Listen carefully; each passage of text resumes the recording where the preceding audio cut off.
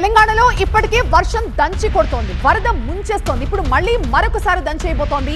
అయితే ముంపు ప్రాంతాలను హెచ్చరిస్తూ ఊళ్లలో డప్పు చాటింపులు వేస్తున్నారు. మంచిర్యాల జిల్లాలో రాత్రి నుంచి కురుస్తున్న భారీ వర్షానికి కన్నెపల్లి మండలంలోని సమీప గ్రామమైన సాలిగాంను ఖాళీ చేయించాలంటూ డప్పు చాటింపు వేయించారు అధికారులు. ప్రాజెక్టు వాటర్ వల్ల పెరిగే పొజిషన్ ఉన్నది. మనం సామాన్లు ఇళ్ళ సామాన్లు చదువుకొని మేరీ మాత స్కూల్కి పోవాలి చెప్పి లేదనుకోలే.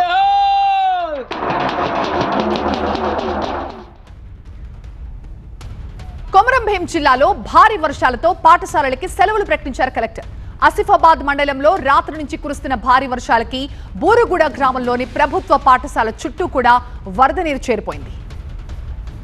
వాటర్ వల్ల పెరిగే పొజిషన్ ఉన్నది. మనం సామాన్లు ఇళ్ళ సామాన్లు చదువుకొని మేరీ మాత స్కూల్కి పోవాలి చెప్పి లేదనుకోలే.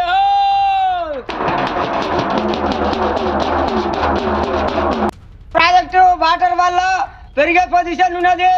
మనం సామాన్లు ఇళ్ళ సామాన్లు చదువుకొని మేరీ మాత స్కూల్కి పోవాలి చెప్పి లేదనుకోలే.